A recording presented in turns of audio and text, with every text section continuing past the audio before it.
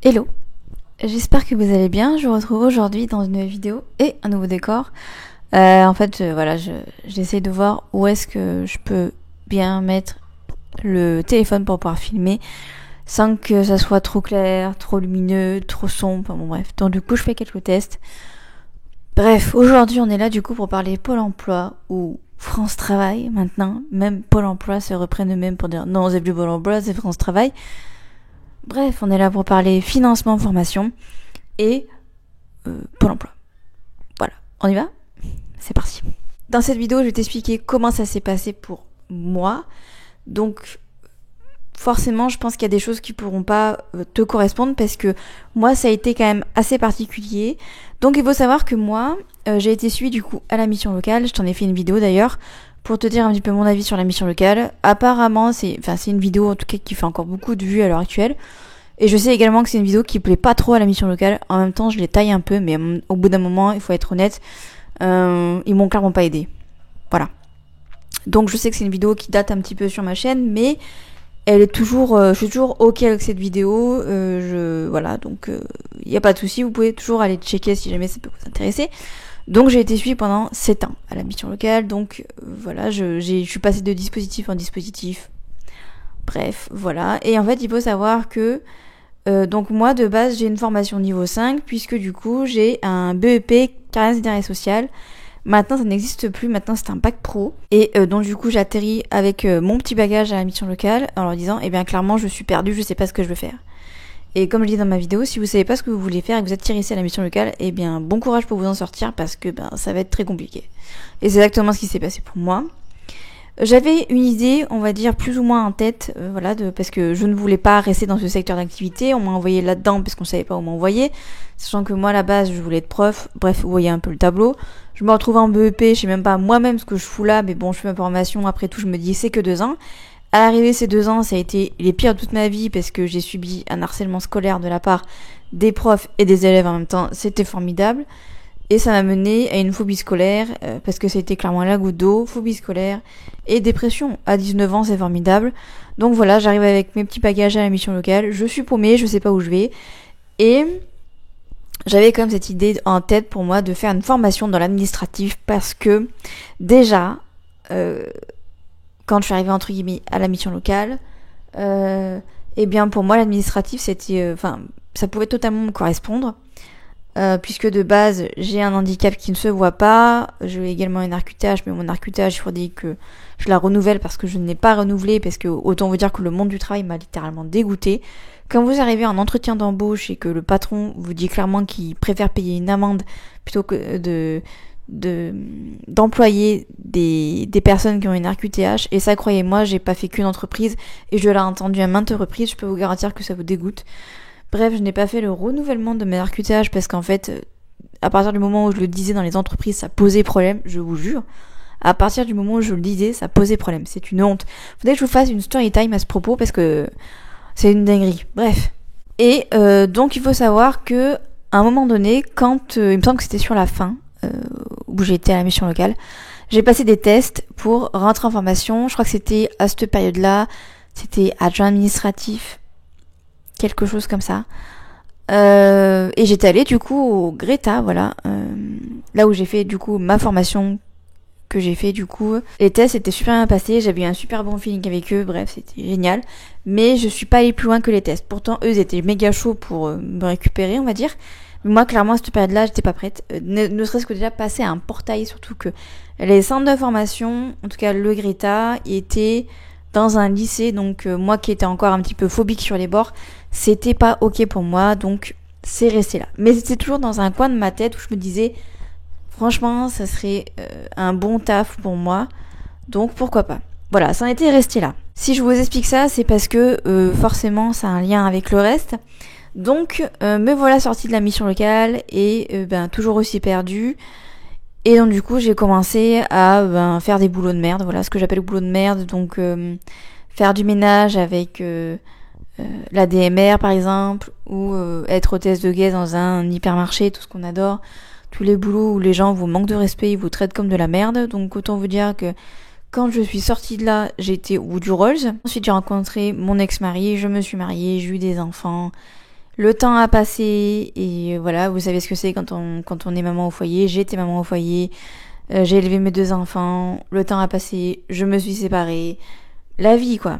Je me suis retrouvée de nouveau chez mes parents et là où je suis obligée de l'expliquer, le fait que je sois retournée chez mes parents, je t'ai fait également une vidéo sur la chaîne où je te parle du coup de ma cohabitation avec mes parents puisque j'ai été avec eux pendant 2 ans, voilà, sous le même toit. Voilà pour la petite parenthèse. Pourquoi est-ce que je vous parle du fait que j'ai dû retourner chez mes parents à la suite de ma séparation? C'est parce qu'en fait, je me suis retrouvée dans une période très compliquée où j'étais encore plus perdue puisque tout ce que j'avais sacrifié toutes ces années pour élever mes enfants, pour que mon mari puisse être entièrement focus sur son domaine professionnel, en fait tout ce que j'avais donné, et en fait là je me retrouvais sans rien, sans situation professionnelle, avec un enfant de 2 ans et demi, un bébé de 5 mois, et là je me suis dit mais où je vais quoi. Encore une fois les mois ont passé et j'ai fini par être en contact avec du coup une assistante sociale de la CAF qui est entre guillemets spécialisée dans les séparations. C'est en gros une personne qui va vous suivre environ pendant environ 1 année. Après ça dépend des besoins, mais en général c'est 1 année. Il faut pas que le suivi dure trop longtemps, vous voyez. Et du coup, elle va vous aider pour ce qui est potentiellement des papiers, elle va vous aider pour potentiellement retrouver un logement, elle peut vous aider aussi également sur le domaine professionnel, elle peut vous aiguiller vers différentes associations qui peuvent vous aider. Donc si jamais vous êtes dans une situation similaire, n'hésitez pas, vous y avez droit. D'ailleurs, quand vous vous séparez et que vous le déclarez à la CAF vous envoie une brochure du coup pour rentrer en contact avec une assistante sociale spécialisée. Voilà, donc n'hésitez pas à le faire. Moi, ça m'a énormément aidé. Bref. Donc me voici du coup suivie par cette assistante sociale. Entre temps, je suis également suivie par une autre assistante sociale. Mais du coup j'ai arrêté ce suivi là pour être suivie que par une assistante sociale parce que ça se rejoignait un peu les 2 suivis, donc voilà. Et du coup on commence par discuter déjà des différentes aides, ensuite on commence à discuter logement et ensuite on a rediscuté du coup forcément du domaine professionnel, à savoir qu'est-ce que je veux faire et patin et couffin. Donc pour vous dire un petit peu, à cette période-là, je n'étais pas au chômage, j'étais en congé maternité. Voilà. Je l'ai été environ jusqu'aux 2 ans de ma fille, puisque du coup, j'avais le droit de prendre... Non, j'avais pas le droit de prendre 3 ans, je crois, mais je pouvais prendre un peu plus. Et j'ai arrêté mon congé, il me semble, juste avant les 2 ans de ma fille, ou pour ces 2 ans, quelque chose comme ça. Donc voilà, j'ai décidé, une fois que, on va dire, mon projet professionnel était plus ou moins ficelé, pour me faciliter les choses, j'ai décidé du coup de stopper mon congé mon congé parental, pardon, c'est pas pareil. Mon congé parental du coup. Donc comment ça s'est passé? C'est très simple, j'ai dû remplir une fiche, voilà, pour dire que j'arrêtais mon congé parental, je vais y arriver. Entre-temps, j'avais eu des rendez-vous du coup pour discuter avec une association sur Valence, alors je ne me souviens plus. Mais c'était en gros pour qu'elle m'aide dans le domaine professionnel. Je suis allée la voir une fois, j'ai pas continué parce qu'en fait ça ne me correspondait pas. C'était surtout pour des personnes qui étaient vraiment dans une très grande précarité et dans une très grosse difficulté. Moi, il faut savoir que mon CV était déjà fait, je savais faire des lettres de motivation, j'avais pas besoin de ce genre d'atelier là. Donc j'avais pas besoin de ça, donc c'est pour ça que j'ai pas poursuivi. Mais ça m'a permis, ce rendez-vous-là, en fait, m'a permis d'avoir le déclic et me dire, ok, je vais essayer de rentrer en formation. Donc voilà, le problème qui s'est posé, c'est le fait que, mon fils était à l'école à cette période-là, mais ma fille, par contre, elle avait du coup, 2 ans, et elle n'était ni en nounou, ni en crèche. Donc de là, avec mon assistante sociale, on a rempli un dossier, parce que du coup, dans mon secteur, ça fonctionne comme ça, il y a des commissions, je pense que pour la plupart des crèches, c'est comme ça. Il y a une commission, donc il faut remplir un dossier et il faut expliquer le pourquoi du comment on veut inscrire notre enfant, combien de temps par semaine, etc. Donc, en parallèle, j'ai fait ça. Et de l'autre côté, du coup, je me suis renseignée pour une formation. Donc, à la base, j'avais pas visé la formation dans laquelle j'ai été, donc la formation ASCOM. J'avais visé une autre formation, je ne sais plus ce que c'était, je crois que c'était... Alors, c'était pas adjoint administratif, parce que cette formation-ci n'existe plus. Mais il me semble que c'était peut-être assistant administratif, enfin bon, un truc dans l'administratif c'est sûr. Agent d'accueil, je crois, quelque chose comme ça. Donc en parallèle, du coup, je me renseigne et je tombe du coup sur cette formation-là, du coup, agent d'accueil, qui m'intéresse. Je regarde les prérequis, si je peux y avoir droit en fonction de mon niveau, tout ça. Ça me paraissait good. Donc du coup, j'ai contacté le Greta, du coup, pour les rencontrer et pour savoir un petit peu les démarches qu'il fallait faire, etc. Donc voilà, je me retrouve au Greta, du coup. De là, du coup, je rencontre la coordinatrice qui me dit clairement qu'au vu de mon âge et de mes compétences, je peux prétendre à mieux et je peux prétendre à la formation ASCOM, du coup, qui me donnerait un niveau 4, donc un niveau bac. Donc autant vous dire que j'étais là, ouais, super. On regarde les prérequis, on regarde le niveau que ça demande, etc., ce qu'on va apprendre. Et c'est vrai que ça me bottait grave, ça me bottait de ouf, les gars, mais genre vraiment. Et j'ai regardé la coordinatrice, j'ai dit, allons-y, feu. Donc voilà, je crois que l'entretien, je l'ai eu au mois d'avril. Il faudrait regarder les vlogs tranches de vie, mais il me semble que c'était au mois de mars ou d'avril. Et quelques temps après, du coup, j'ai passé les tests, parce que du coup, avant de rentrer en formation, au Greta, il fallait passer des tests. Donc bon, sans surprise, je les ai réussis, voilà. Il fallait un minimum, on va dire, de prérequis. Je les ai réussis, et donc du coup, ils m'ont dit que j'étais admise en formation. Voilà, donc tout le monde est content, mais vous vous doutez bien ici qu'on parle de financement, et clairement là, on ne parle pas de financement de ma poche, mais il faut que Pôle emploi joue un rôle là-dedans. Donc, qu'est-ce qui s'est passé ? Donc voilà, j'ai fait la demande pour ma fille à la crèche, j'ai passé les tests au Greta, c'est bon, ma formation c'est bouclé. Il me restait plus que me réinscrire au chômage, c'est assez rapide. Je savais que normalement il me restait des droits, mais entre temps il y a une loi qui est passée, comme quoi clairement on nous la mettait dans les fesses. Donc je me suis dit c'est qui tout double, soit je vais avoir un cul bordé de nouilles et ça va me débloquer des droits, soit je vais être juste inscrite à Pôle emploi et on verra ce qu'ils me disent quoi. En parallèle, mon assistante sociale décide de céder mon suivi à une de ses collègues qui justement aide les personnes qui sont en PLS comme moi pour ficeler un projet professionnel et pour, on va dire, mettre mon dossier entre guillemets sur le haut de la pile pour faciliter mon entrée en formation et également mon financement. Donc autant vous dire, c'est pour ça que je vous dis que j'ai eu un suivi très particulier parce que j'ai été énormément épaulée grâce à cette assistante sociale qui m'a aiguillée vers les bonnes personnes du coup. Donc me voilà réinscrit à Pôle emploi. Un mois après, je me rends compte que ça me débloque des droits. Donc j'étais trop refaite parce que je me suis dit trop cool.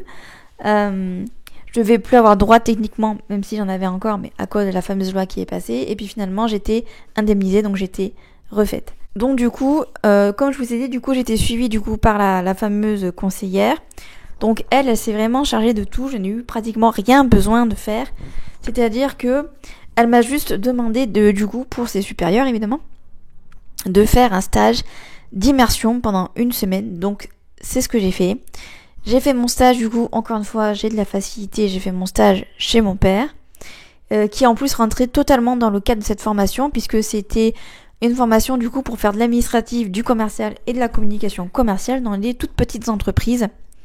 Donc toutes petites entreprises, c'est les entreprises qui ont moins de 10 salariés. Donc autant vous dire que ça collait parfaitement parce que dans l'entreprise de mon père, ils sont 3, voilà. Et comme c'est une toute petite entreprise, ils font plein de choses, donc ça m'arrangeait de trop, quoi. Donc voilà, j'ai fait mon stage d'1 semaine. Je vous passe les détails, mais ça s'est super bien passé. Et autant vous dire que ça a été chaud parce que il me semble que le stage, si je dis pas de bêtises, il me semble que je l'ai fait au mois d'août pour une rentrée en formation en septembre. C'était chaud sa mère. C'était tellement chaud que du coup elle m'avait orientée vers un de ses collègues pour que lui s'occupe des derniers papiers pour être sûr que je rentre en formation. Donc j'ai effectué le stage et Pôle emploi m'a directement dit, une fois que mon stage était fini et que je suis allée voir du coup le collègue à Pôle emploi, le collègue m'a dit que normalement il n'y aurait pas de souci, que mon financement va être ok. Et effectivement, Pôle emploi m'a confirmé ça sur mon espace personnel, c'était tout bouclé, tout bon, voilà. Et du coup, moins d'1 mois après, parce que du coup j'ai démarré mi-septembre, le 21 septembre, ou 23 septembre, je sais même plus, 21 je crois, septembre, et bien je rentrais en formation, et mon financement était bouclé, et tout le long de ma formation, je n'ai eu aucun souci. Et on était une dizaine dans la formation. Et pour vous dire à quel point il y a une personne qui est rentrée en formation et qui a dû faire une étude de marché pour que Pôle emploi lui valide sa formation, pour qu'ils acceptent de financer sa formation. Si c'est pas une dinguerie ça, moi à part faire un stage d'une semaine en immersion, j'ai eu rien besoin d'autre de faire. C'est assez hallucinant. Il y a des filles qui ont eu des problèmes d'indemnisation, ça n'a pas du tout été mon cas. Alors, dans mon cas également, on m'a débloqué du coup plusieurs aides, entre autres une indemnisation kilométrique et panier repas, parce que j'étais à plus de 30 km de mon lieu de formation. On m'a également débloqué une aide pour la garde d'enfants, donc ça c'est une aide, on va dire, nette qui vous donne d'un coup, je crois que j'ai touché 400 € je crois. Donc voilà, plus du coup vos indemnités chômage si vous en avez. Donc clairement pendant 6 mois j'ai été bien payée. Voilà, on va dire les choses.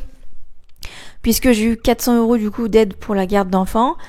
Donc ça c'était, on va dire pour j'ai eu 400 € d'un coup, bim. Ça s'est mis qu'une fois. Mais du coup après j'avais mes indemnités chômage donc qui sont à 700 €. Plus du coup ces fameuses indemnités qui étaient, il me semble, à hauteur de 300 € je crois si je dis pas de bêtises. Donc voilà, je tournais aux alentours de 1000 € de chômage, on va dire en tout, sachant que voilà, j'étais encore chez mes parents à cette période-là, donc autant vous dire que voilà, j'étais bien. Voilà. Donc il faut savoir que la formation a coûté à Pôle emploi, il me semble, elle a coûté 7000 €, je crois, il me semble, si je dis pas de bêtises. Donc voilà, il faut savoir que également si vous avez un compte CPF, vous pouvez l'utiliser voilà pour financer une partie de votre formation ou la totalité de votre formation. Et c'était également une formation qui était éligible à un contrat d'apprentissage. Donc voilà, il y en avait quelques-unes qui étaient en apprentissage. Donc voilà, c'était une partie du temps au Greta avec nous, une autre partie du temps elles étaient en entreprise. Bon, moi clairement j'ai 31 ans, donc ça n'intéressait pas les entreprises. Je voulais également vous parler entre guillemets de la suite, puisque du coup ma formation s'est terminée le 23 février. Du coup j'ai eu une période de 3 semaines de stage juste après ma certif. On n'a toujours pas les résultats à l'heure actuelle, c'est pour ça que je ne peux pas vous dire si j'ai ou pas ma certif, je l'espère. Et là au moment où je fais cette vidéo on est mi-mars et normalement j'aurai pas les résultats avant 1 mois voire 2 mois, donc écoutez, on attend. Et là où je trouvais ça intéressant d'attendre avant de te faire cette vidéo, c'est parce que j'ai eu mon rendez-vous du coup avec Pôle emploi, avec une autre conseillère du coup, parce que du coup à partir du moment où je suis rentrée en formation, que l'indemnité s'est bien faite, la personne qui s'occupait de moi, qui a bien géré mon dossier et tout ça, eh bien elle m'a dit que voilà c'était terminé, elle pouvait plus m'accompagner, donc j'allais avoir une nouvelle conseillère, voilà. Donc je l'ai rencontrée, cette dame, donc je vais pouvoir un petit peu vous expliquer le après, parce que ça aussi on va en parler du après. Donc voilà, Pôle emploi vous finance une formation, et là clairement Pôle emploi, eh bien la seule chose qu'ils veulent c'est que vous retournez travailler. Voilà, ils vous ont financé une formation, donc maintenant il faut mettre les bouchées doubles pour retrouver du travail. Pour vous dire un petit peu, mon CV clairement il est carré.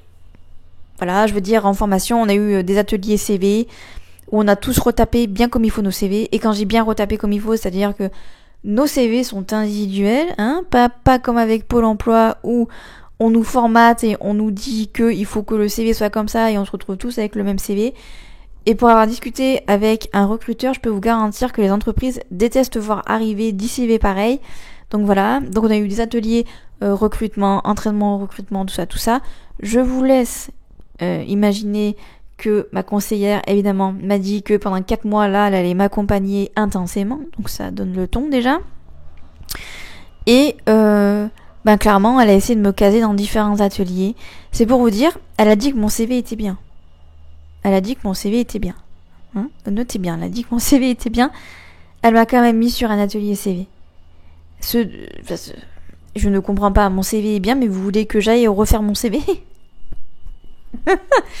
Donc voilà à quelle sauce vous allez être mangé une fois que la formation est finie. Vous vous dites super, je vais pouvoir retrouver du travail. Eh bien non, vous n'êtes pas autonome puisque Pôle emploi clairement vous renifle les fesses, voilà.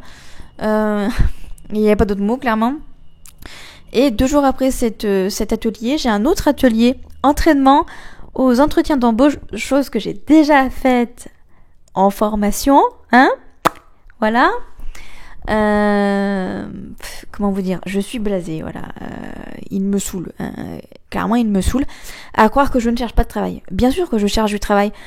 Mais en fait, j'ai l'impression qu'on ne m'a pas trop écouté. Voilà. Moi, je cherche un temps partiel, pas un temps plein, parce que je suis seule avec 2 enfants, donc j'essaie de me faciliter la vie au maximum.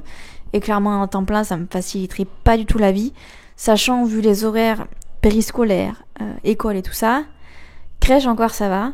Mais alors, pour mon fils, c'est un peu plus compliqué. Donc j'ai besoin, clairement, d'horaires de bureau. Et le must, ça serait de pas travailler les week-ends. Ça pour moi, déjà, c'est... Travailler le week-end, pour moi, c'est impossible, voilà.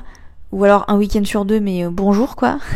Vous imaginez le seul week-end de dispo que vous avez? Vous pouvez vous reposer, vous êtes obligé d'aller bosser. Bref, mais bon. Et pour moi, le top, ça serait de ne pas travailler le mercredi. Puisque du coup, le mercredi également, ça serait un peu compliqué niveau organisation avec mes enfants. Mais encore une fois, entre ce que l'on veut et ce que l'on obtient, souvent, il y a une différence.